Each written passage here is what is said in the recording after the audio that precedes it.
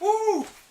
Stage dive! Hell yeah! Hello and welcome to day 15 of MIAMAFV, where I take a look at my top 5 grunge albums of all time. It's red panty night when you're starting to find me, yeah?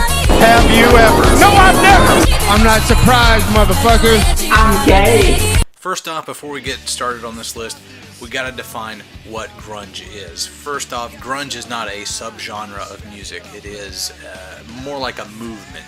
Coming out of the 80s, out of the glam metal age, things were getting like really overblown. You had Motley Crue with these huge stadium shows, pyrotechnics going off. They're like all dolled up, dressed in just really ridiculous clothing.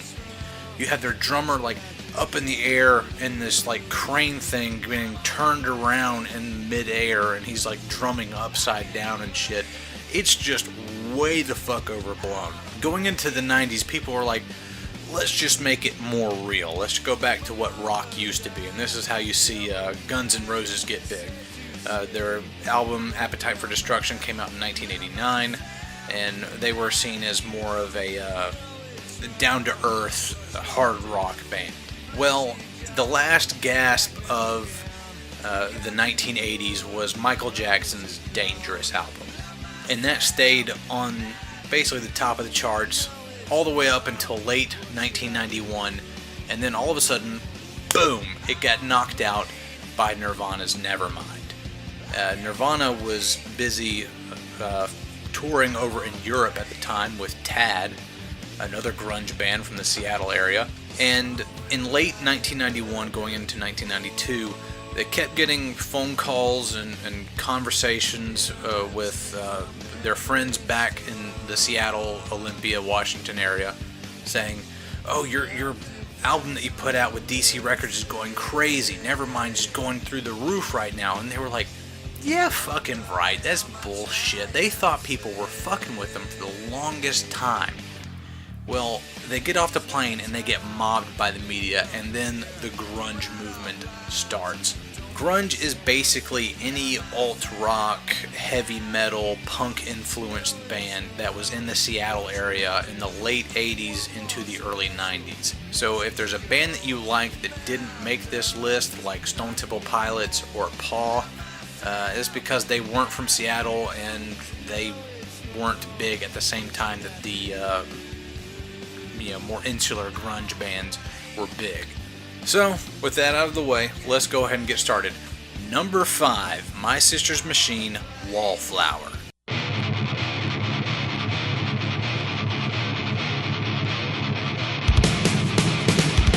My Sister's Machine is a band made up of cast-offs from other Seattle area metal and alt-rock bands. But the big one of the group is Nick Pollock. He was the former guitarist of Alice in Chains back when Alice in Chains was a glam metal band. And they broke up and they reformed as Alice in Chains, not with an N with an apostrophe on it, and they completely changed up their sound. My Sister's Machine just takes that heavy metal bent that they kind of sort of had with the old glammy Alice in Chains and cranks it on up to 11. They have some really striking riffs in here, and their debut album Diva kind of had that glammy sort of vibe to it. Came out in 1992. Grunge still had just taken off when that album was getting recorded, and when grunge really takes off, they released Wallflower in 1993, and this is, no doubt about it, a heavy metal record. It gets thrown in with the grunge lot because of, Nick Pollock and his history and being part of the so-called Seattle sound or the Seattle scene at the time. They get thrown in with the grunge crew. But there are just some rockin' tracks on this. The first song, Inside of Me, is just a great way to kick off an album. And then later on, you got This Is Fear, 16 Ways to Go, Empty Room, Burn, Cracking New Ground. These are all just rockin' tracks. There is some filler here. There's some songs I don't particularly care for. Steamy Swamp Thang, whatever the fuck that's supposed to be. I guess it's like a joke track, but that's the only thing that keeps it from being any higher on this list. If you ever get the chance to check this out, definitely take the opportunity. It's a rocker, man. You gotta listen to it. With that out of the way, one of the more obscure bands in the grunge movement, let's go ahead and get to the big four with number 4, Pearl Jam's 10.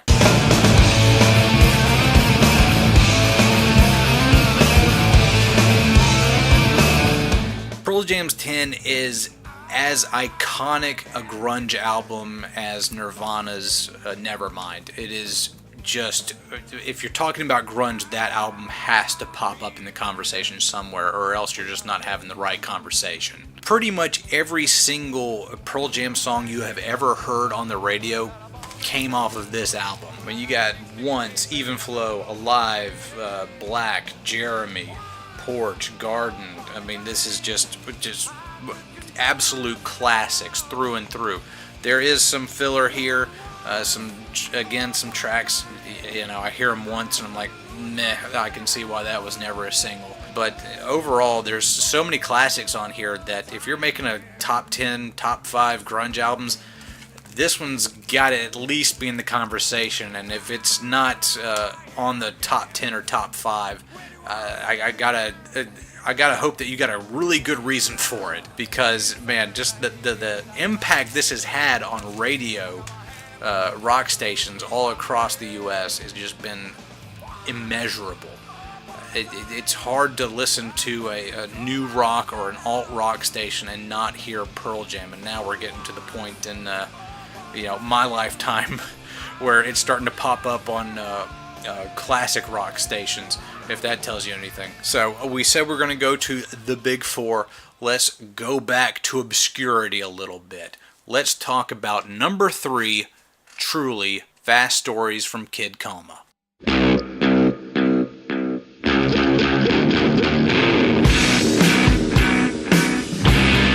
I said My Sister's Machine was a bit of a weird band. Truly is a weird band. You have Hiro Yamamoto, who was a cast-off from Soundgarden. And then you have Robert Roth, who auditioned for Nirvana but didn't get the slot. So this truly is a band made of all of the guys who are not good enough to get their way into the big four. But with this album, their sophomore effort, released in 1995, Fast Stories from Kid Coma, man, you just hear all these tracks and you're like, this really is an album that is more than the sum of its parts. First off, Blue Flame Ford is absolutely amazing. I don't remember how I came across this band, but when I heard Blue Flame Ford, the opening track, I was blown away. It has this stupid sample section that sort of kind of sounds like eerie and creepy at the beginning. Just skip that. Just start off after about 30 seconds or however long it lasts and listen to this track, man. It is fucking amazing. The rest of the tracks, even the filler, sounds awesome. Four Girls, If You Don't Let It Die, Hot Summer 1991, Blue Lights, and the other rocking track off of here, Leslie's Coughing Up Blood.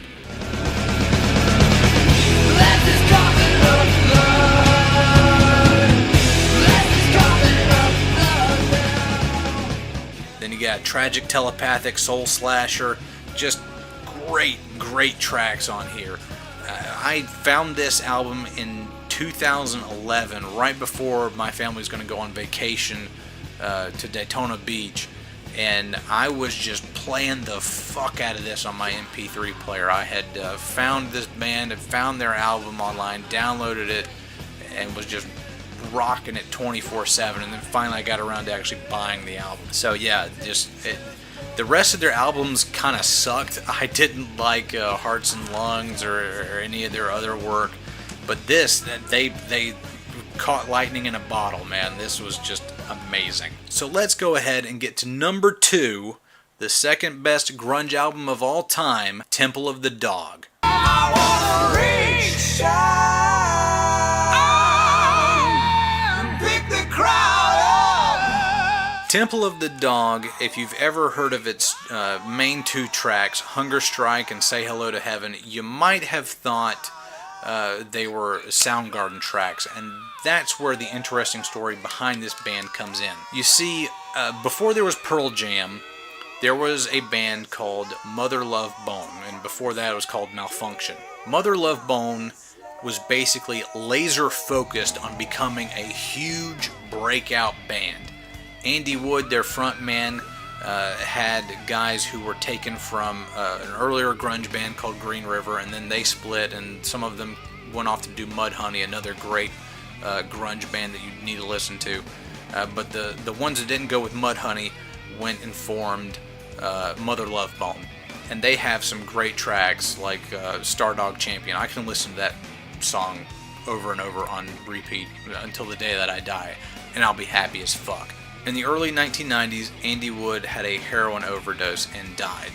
And when he died, his good friend Chris Cornell, who was the frontman for Soundgarden, got with the surviving members of Mother Love Bone and made this album called Temple of the Dog, which was some Mother Love Bone tracks that were in their infant stages that got reworked and finalized, and Chris Cornell did all the vocal tracks. There's some brand new tracks that they collabed together and made. And in the song Hunger Strike, you may notice Eddie Vedder in there. He was just some surfer guy that they knew from San Diego. They brought him in to do backup vocals for Chris Cornell, and when I first heard the song, I didn't even realize that Eddie Vedder was even on here, because the way that they mixed it, man, they made Eddie Vedder's voice sound so much like Chris Cornell's, it's almost kind of eerie. And when this album first came out, it really just kind of flopped because Mother Love Bone hadn't gotten to that level just yet. But after Nirvana got big and blew up, well, Eddie Vedder went on to join Pearl Jam, which was made up of the surviving members of Mother Love Bone.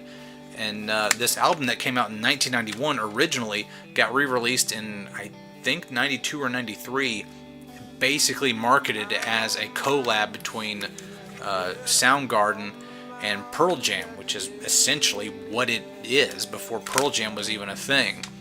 And then it just took off. Say Hello to Heaven and Hunger Strike are still, to this day, played on the radio pretty much every frickin' day. That is not to say that they are the only tracks on here that you need to know about. Reach Down and Pushing Forward Back are just absolute rockers, man. Reach Down is an 11-minute track, and it has a guitar solo in the middle that lasts for 5 or 6 minutes or something. Like, it's just fucking crazy. Like, when Chris Cornell was interviewed about this album, he was like, yeah, I was just like, fuck it, this is for Andy Wood, my good friend. I'm just going to go crazy. I'm going to do whatever I want. If I want to have a 5 or 6 minute guitar solo, that's what I'm going to do. And hey, with that, when you give a guy artistic license to do whatever the fuck he wants, sometimes you just capture some lightning and you get something amazing. And that's kind of in a microcosm what the grunge movement was. Is you had all these crazy bands that sounded really nothing alike. Soundgarden, Pearl Jam, Nirvana, Alice in Chains. None of them sounded like each other, but they're all considered grunge. And because of this, record labels didn't really know how to handle this, and so they just said, fuck it, you do whatever the hell you want to, and we'll put it out there because we don't know what it is exactly you're doing, but just keep doing it and we'll keep releasing it. And that's how the grunge movement just took off. That's why it was just so amazing, because you had, bands like this just putting out killer tracks, and you didn't have record labels breathing down their neck telling them what to do or they needed to sound a certain way, because the record labels didn't know what the fuck was going on. And so before we get to number 1, how about some honorable mentions?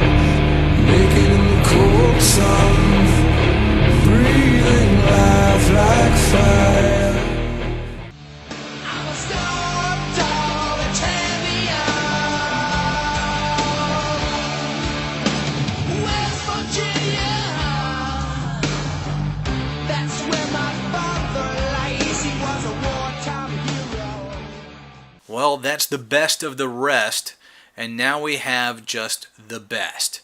And I have mentioned this band a couple of times because they did play a role with some of the others on this list. But this band had some really, really great albums. Their first album just does not sound like the rest that came out. And as their albums progressed, it just got darker and more kind of disjointed and experimental. And whereas most bands didn't really have concept albums, like they didn't have an overarching mood for an album, this band delves headfirst into some real life personal hells. And you don't get any better look into this than with their sophomore effort, 1992's Dirt from Alice in Chains.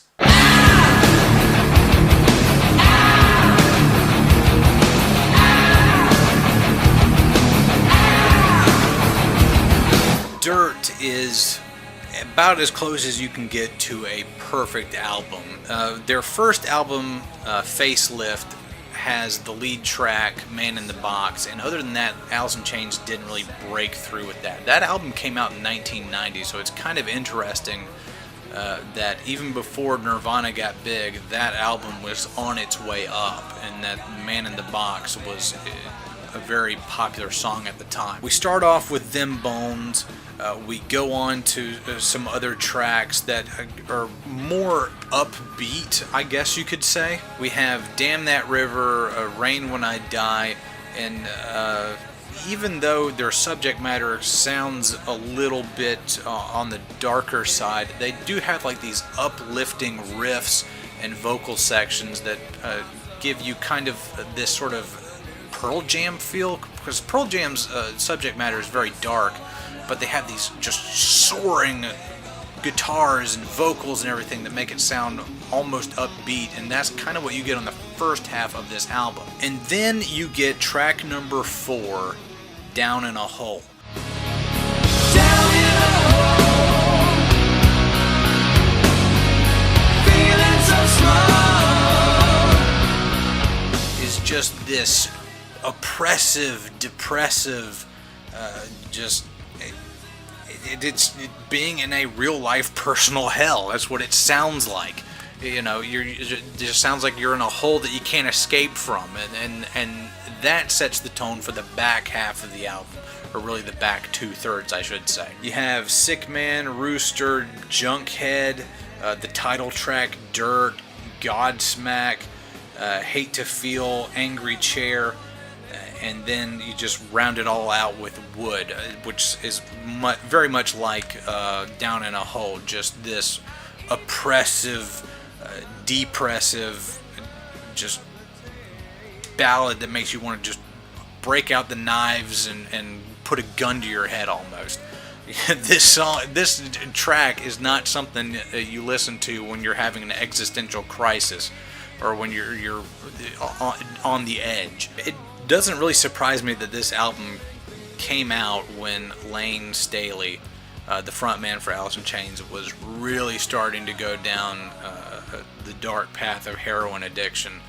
And I believe in 2002 he ended up dying of a heroin overdose after the band had gone apart after quite some time. And after this album, we get Jar of Flies, and then their self-titled album, Alice in Chains. And these 3 albums really are the soundtrack for a band that is dying. Not dying because they lack motivation or inspiration, but a band that is literally, the frontman is killing himself over the course of nearly 10 years, just going down this dark path. When I said this album is like the first step into a real life personal hell, I'm not exaggerating. That's what it sounds like. That's what was actually going on when this album came out. And so grunge music is often characterized as depressing or whatever, or having dark subject matter. Well, Dirt lives up to that. And it has some awesome guitar solos, just some awesome vocal work from Lane Staley, who was just second coming when it came to his vocal work. You have Jerry Cantrell having great backup vocals. He's on lead guitar, he's just tearing it up. And the album, the music is amazing. You hear those tracks on the radio all the time, even to this day. And you know what? They still hold up. And if you can take a step back from how depressing it is to listen to the subject matter and just enjoy the music for what it is, I hope you find that it is, as I believe, the best grunge album of all time. So that about wraps it up. I am Flannel Bedecked Slap Shoes. Come join us next time for day 16 of MIAMAFV. Take it easy.